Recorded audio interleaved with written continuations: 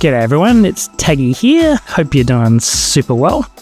Today I'm going to have a look at a technique for creating these beautiful organic lazy rivers. So something with a bit of a softer bottom, a different profile, organic curves, elevating, that sort of feel to your theme park. And the cool thing about the method is it also transfers to cues so that you can have cue lines double up on themselves in a curved format. So if you ever tried to do that with the line tool, it is really tricky. And so what I've dubbed this method is the power wedge. And it's just a basic shape that is the perfect size for replicating all sorts of shapes and curves in both cues and pulls, and gives you a lot of control. Right, well, let's create the power wedge, and using the pathing tool, I've got a stamp here. I'm just going to place the smallest square stamp down that I can, and that gives me a 4x4 meter grid. Now if I use the advanced move and turn on snap, I can pull that out 2 meters at a time. I'm using the advanced move duplicate, so Control X, and that's going to give me that pattern. I can then delete all that, and I'm left with a 2x2 meter piece of path. Now this is really important because 2 meters is the minimum that you can still snap. So if I place this down, and you'll see it still aligns perfectly on a 2 meter piece. Really handy. So now that I've got that, what I'm going to do is basically going to create a template. And I'm just duplicating three in a row to create our wedge. And I want a wedge that is going to have perfect 2 meter pieces. And the reason for that is that we can then use the snapping. So that default snapping. So if I duplicate this, it's just going to snap in perfectly. But I want to create a wedge that has a 15-degree angle. So what I'm going to do is take that, Control X, and I'm just going to move this out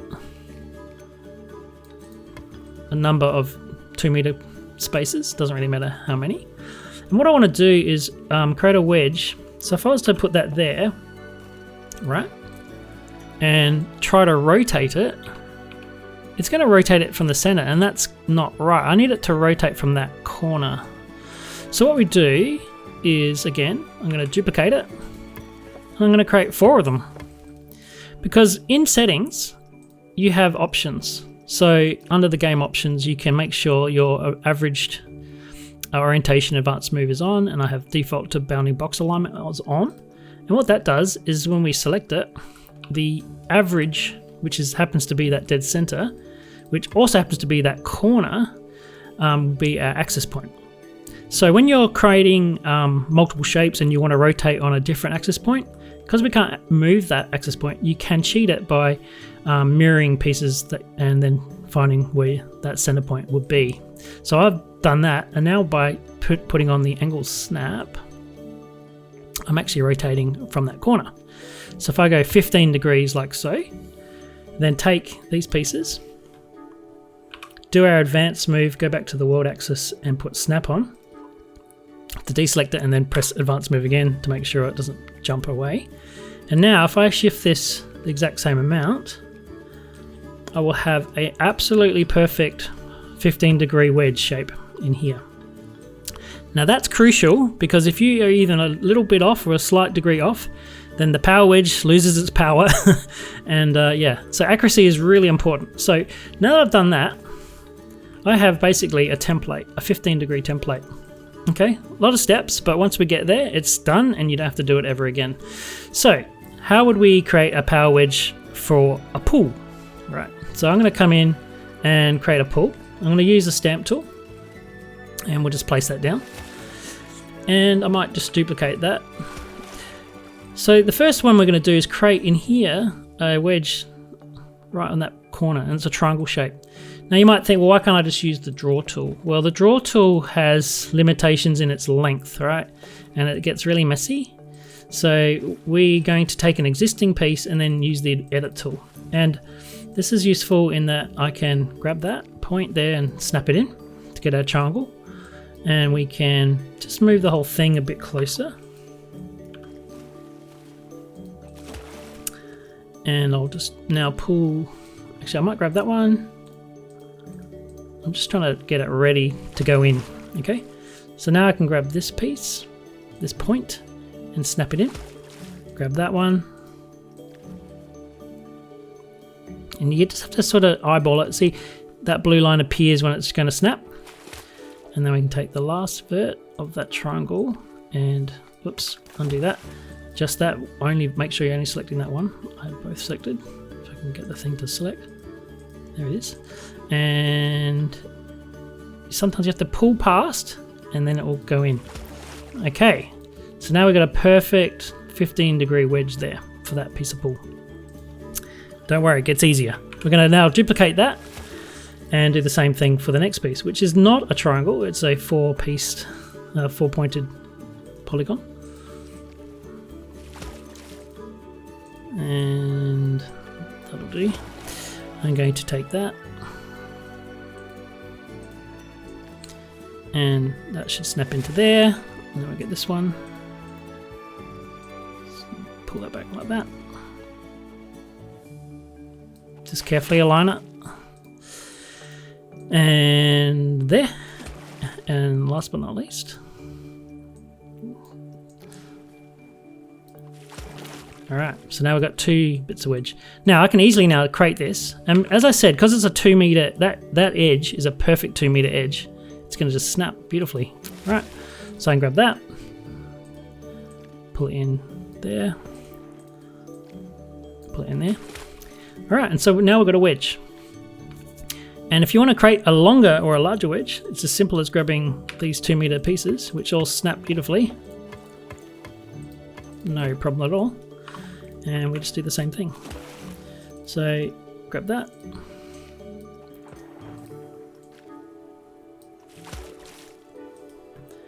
And we repeat the process.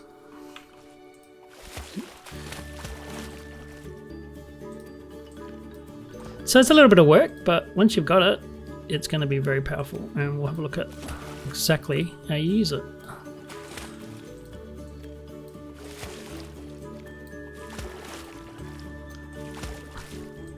Ta-da! Okay, so a very, very useful little wedge. Great. So this pull piece, this perfectly aligned 15-degree angle wedge, is extremely useful. It's very versatile, and I created it because I wanted to create lazy rivers, I guess, and the lazy river tool is quite good. It does a great job of laying it all out. But it leaves you with this sort of square bottom profile, and there was no way to change that. And that's because the underlying mesh is basically a grid. But with this, if I take, say, these 3 pieces and place it like that, I can sort of customize and create my own profile. So I'm going to come in with the edit tool, and I'm just going to select all the verts, and I can adjust the depth to something like that. I can take that one, bring it up like that. And then what I can do is I can take this piece and rotate it around, and that'll make this side have the exact same profile, so it goes up the same depth, so it's even either side. Now what I've got is this lovely little wedge that I can very quickly create any sort of shape I want for a lazy river. And the nice thing is it's got this very cool curved sort of profile, which I think's, in my case, is a little bit more interesting than, say, that square bottom. And you can come in and use the rounding tool and smooth the edges, and it will give you a nice curved appearance. So it looks good. It's got a bit more of an interesting shape, I think, and yeah, something different than a square bottom pull. So the power wedge in that regard, power wedge, it's a silly name I made, but it does do wonderful things. So let's say I wanted to continue that curve, but I wanted to go a bit steeper. I can actually take this 3 section, or I can take that 3 section or that 3 section to change the angle of the curve. So I might take that one, and I'm going to grab the profile, and I'm just going to snap it in either side, and now that little wedge is the same depth profile as the rest of the pull. And I can duplicate it and continue on. But this time I'm going around a lot sharper. And I can come around at a very sharp angle back. But I might want to do a bit more gentle one. So I can bring that out. Get my profile. There it is.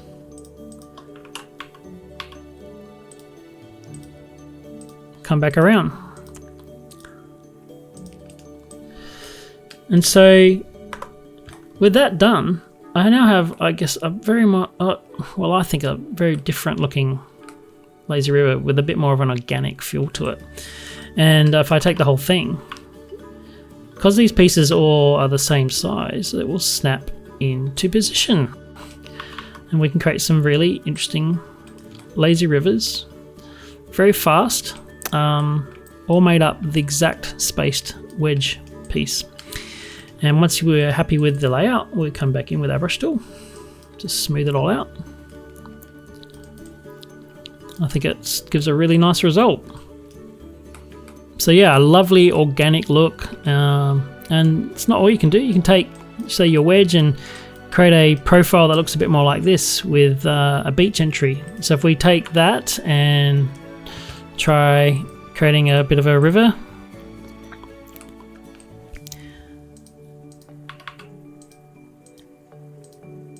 can have a lovely soft entry all the way through, and you can, yeah, take whole chunks very quickly, extend that through. And if you wanted to make a sharper corner, again, you just take the 5 pieces, 1, 2, 3, 4, 5, and copy the profile. So we'll grab this one. Now we've got 1, 2, 3. Let's get rid of that, and we can come around on a much sharper angle and create a nice apex. And if you keep going around, you can actually overlap it. So I'll go right around, maybe one back one. Yeah.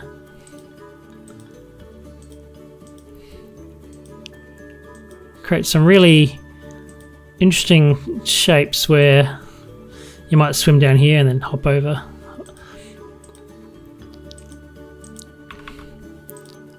Just try different things.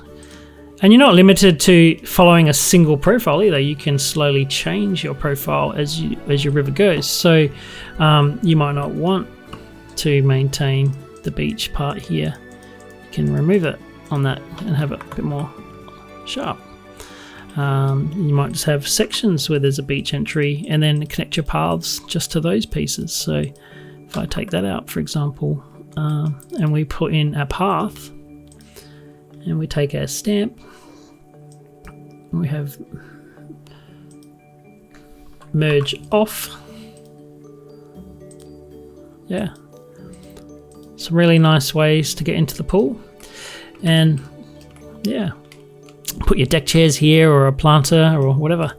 Lots of options. And of course, come in with your rounding tool at the end once you've finished everything. Smooth it all out. Not sure if it changes on the path there. Oh, it does. But yeah, there's a really sort of nice way to get in, and with a different profile once again. And I might get rid of those bits actually. Have it stop something like that.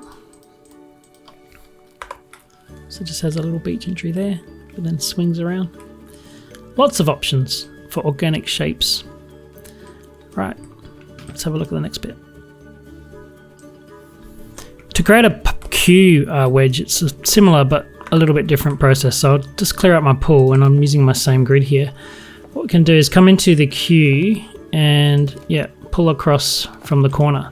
But if I try and do that in here now, I don't have any snapping starting point. So I'm going to grab that and just use the snap distance to pull it away. And then I can delete that. Come in again with my Q and just do it again. Grab that. Got the snap distance on again, so this should move in very nicely. And continue through. And just make sure I'm right on the corner. bring that down, delete that.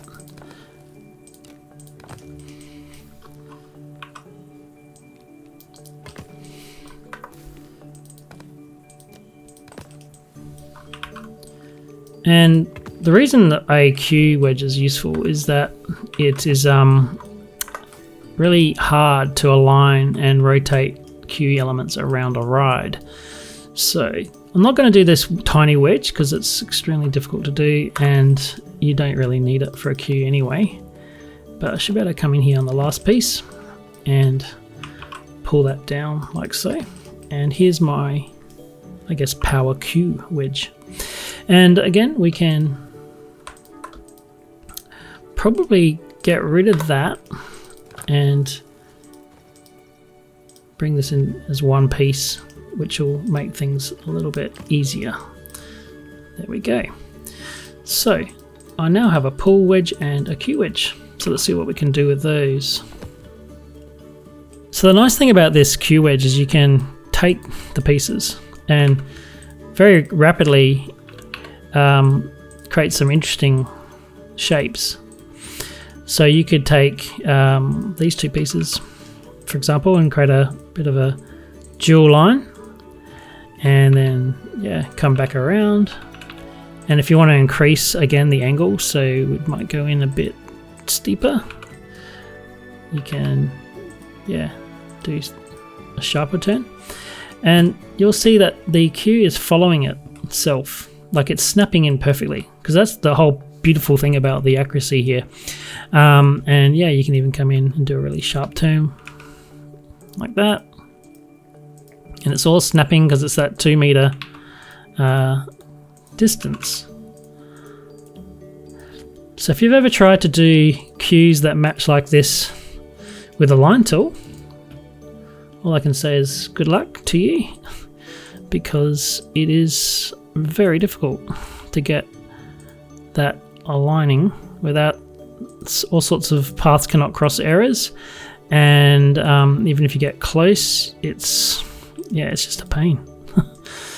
So yeah, by using the power wedge, you can get very accurate, perfectly aligned, because Qs actually have to have their points connected, and that's why it jumps all over the place when you're snapping. And I've created a whole bunch of grid stamps, but this is off grid, and so we can come in once you've placed it, use the rounding tool, and it will give you at least a nicer curve on the outside, and but you'll get that sort of matched pieces inside. That's the best you can do, unless you want to separate them and have that bit of space between them. So again, you can make your Q wedge as big as you need, and I'm going to take these two pieces here, and we can just roughly place it around this ride, and it's all going to snap in and go around perfectly as we want. You can see that this is a lot easier than potentially the other way with the line tool. So just use the Z key here to rotate it into position, something like that. And I can come in and use my handy dandy stamps. So if you haven't seen those videos, I've made a whole range of awesome grid-based stamps that make connecting cattle pens and things like that a lot easier. And we can come in and connect this up. So we might turn off that and make it a curve. Yeah. And there you got a nice dual Q around a ride, which works quite nice. So we'll come in with our path. Take that, just really rough here, but just to show you the idea. And we'll extend the Q. So here we go, you've got a wraparound Q that goes all the way around, back and around again, and through. So once it's placed, you can again use the rounding tool to smooth all this out. And yeah, give yourself a bit more of a visual appeal on the edges anyway. But as I said, it does maintain its snapping line, because that's the way Qs work. And if you want to, obviously change the brush, paint it all the same. Yeah, do what you need to do.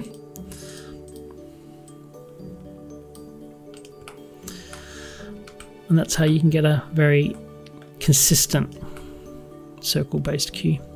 Now, one of the cool things as well is if you wanted to raise up part of this, because it's together, you can do that as well.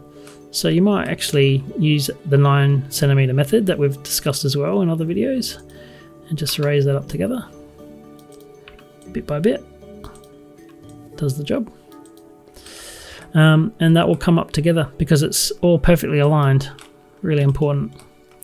So you can experiment and give it a go, but the wedge itself is what's enabling these two pieces to be perfectly aligned.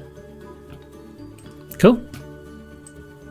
Another thing you can do is take, say, parts of a wedge and create a really interesting spiral. So I'm going to duplicate that, turn off my snap, and yeah, get it to snap in 3 times. And I might grab those ones and just move it up. Go 0.5 meter. I might grab the next 2 and go 0.5 meter.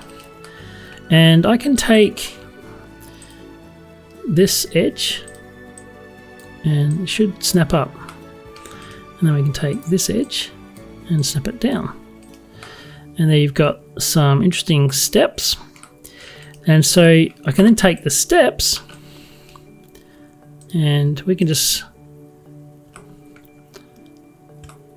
get it just right. You might need to use the shift key, and yeah, you can come up as a joint queue as well.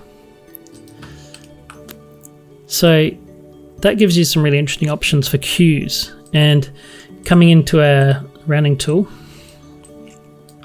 it should even out those stairs a bit. Now you might not want steps because it's not perfect. So you could, for example, move these down.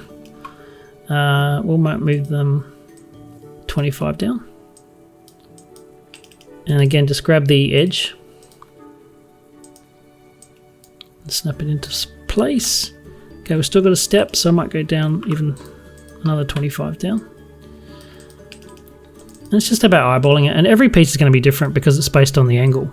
And I think this should be fine. Yep, so now we've got a piece like that. I'm going to duplicate it to take off the grid.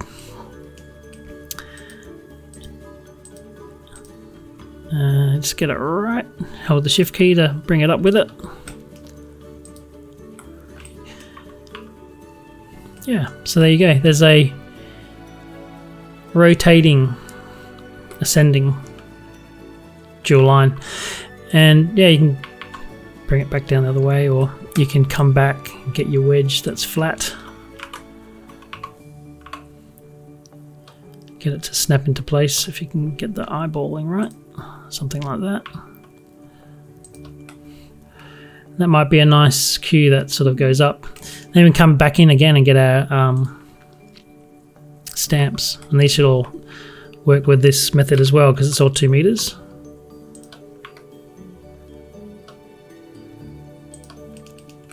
So some interesting ideas. You might want to have a preview as you go up and back down. Go over a bridge, come back, whatever you want to do. So yeah, really useful for when you want your cues to match with each other. And as a final step, I always like to come in and brush it with the same texture and whatever else. And yeah, maybe do the snapping. The rounding. Give it a bit more of a rounded profile as it goes up. Yeah. So there you go, that's the power wedge for cues. So if we want to do something really sort of fun, you take a cypress tree like this, and we'll scale it right up. And you want to have a path that wraps around it. You can take your wedge, and I'll just take this one, and we'll use the 9 centimeter method, which I've shown in another video. Just moving it up 9 centimeters at a time, or less. And we're just going to keep doing that until we see stairs appear. So getting some stairs there, so I might just bring it down slightly. Like that. And now what I've got is this section here is ascending very slightly. But you can take a really tight wedge, for example, and come up around the tree. And we can use the variety of height or wedges to control the arc. So it's probably a little, I might move the tree a bit. Let's just move that way. And so yeah, I've got a tightening there and then less tight here. So you can take blocks of this path. I might need to tighten it a bit more so I can create the tighter bit. But again, it's just the power wedge. I love it. 2 meters, it all snaps together, and yeah, up we go around the tree. So you can see the versatility. What am I doing? Z. Just gotta line that up. And the snapping just makes it, yeah, really good. So yeah, by controlling the,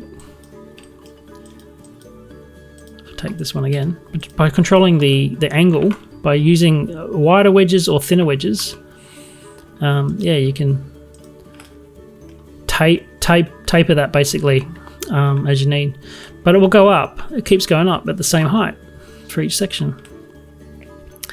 So yeah, and then getting the brush and smoothing it all out, and let's say something a bit more woody. Take the rails off, take the curbs off. You can see what's going on here. Potentially some sort of walkway that you then decorate yourself. Yeah, really interesting.